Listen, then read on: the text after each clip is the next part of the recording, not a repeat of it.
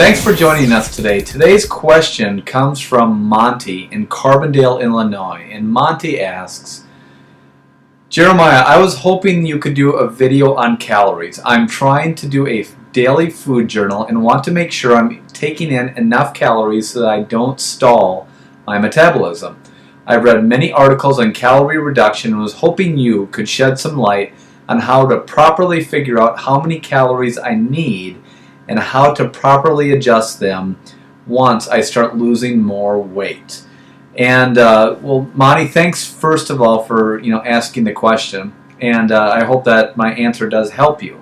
The biggest thing in determining, how many calories you should be consuming or how many calories you should adjust it to, is kind of properly setting a baseline and then being willing to adjust that baseline above or below based on what your progress is.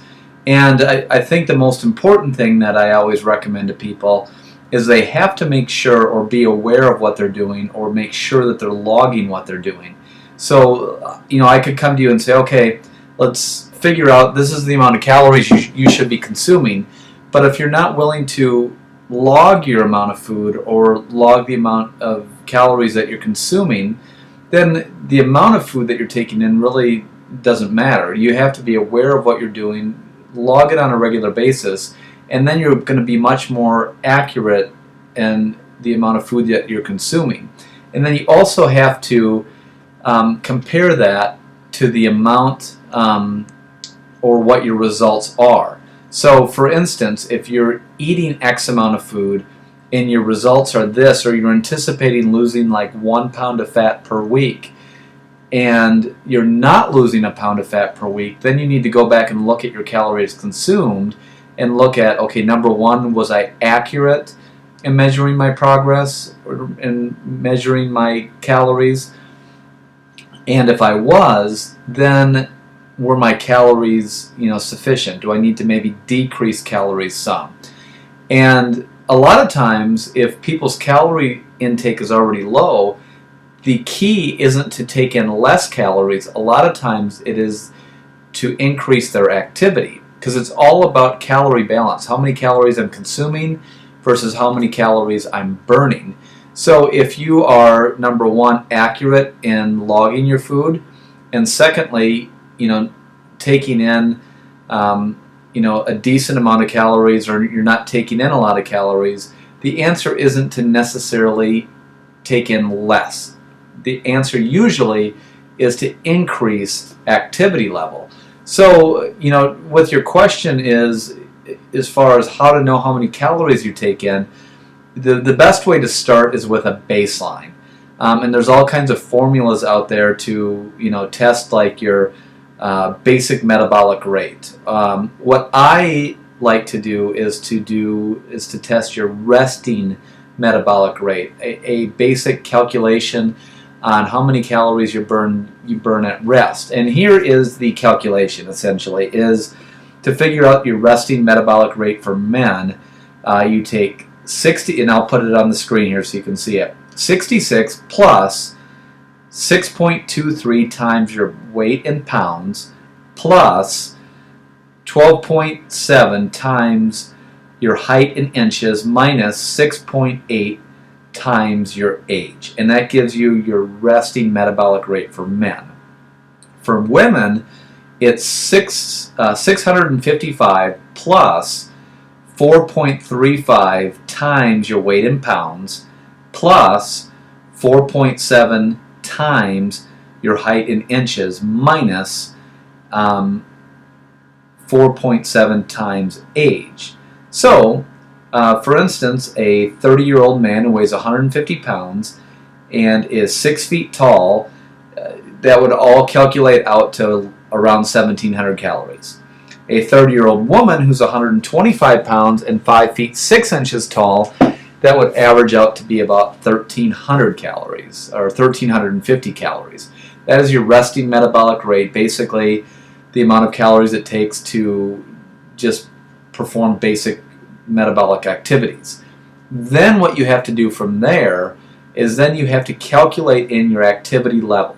And there's a number of different ways that you can do it. There is a sedentary person, you would take that calorie amount and then you would multiply it by 1.2.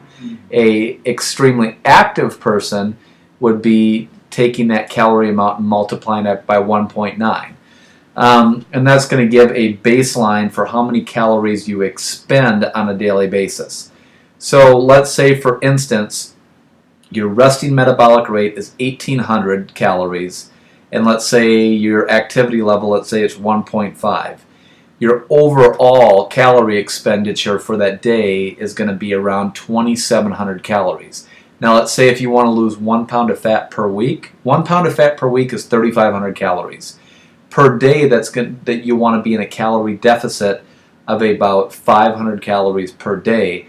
So that would mean if your total calorie expenditure is 2,700 calories and you want to be in a deficit of 500 calories, that means you need to consume about 2,200 calories per day.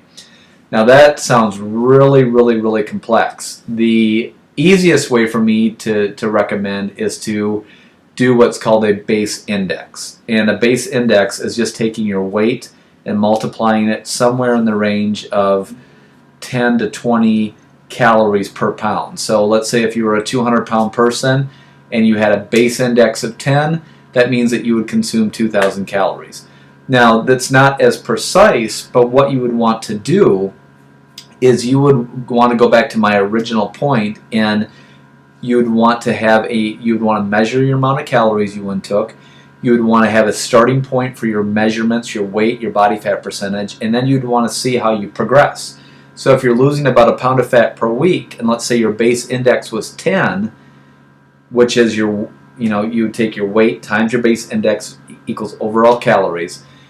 Let's say your base index was 10 and you were losing weight, great. If you were not losing the weight that you would want to, then you would either decrease the base index or you would do more activity. One word of caution, though, for most people, unless you were extremely overweight, for most people a base index of like 10 to 12 for weight loss is good. If you're trying to gain muscle and lose fat, somewhere of a base index of 12 to 15 is good. And weight gain or gaining the muscle is usually 15 or higher. And for those that are extremely overweight, usually a base index of 8 to 10 is usually appropriate based on where their weight is. But for the most part, my tips to you, Monty, are not to decrease your calories too much. The more aware of how many calories you're consuming, the more aware of how many calories you're expending, and the more accurate you are with that, you're going to be able to play with the numbers and then be able to adjust it appropriately. I hope some of those calculations are good for you, but if you're logging your food, if you know how many calories you're consuming, and then you can base that on your results, then the key isn't to necessarily reduce your calories more. It's more about a relation between calories intaken and calories burned. So you can start off with that resting metabolic rate times your activity level. Try to figure out how many calories your body's burning on a daily basis, and then simply go underneath that about 500 calories.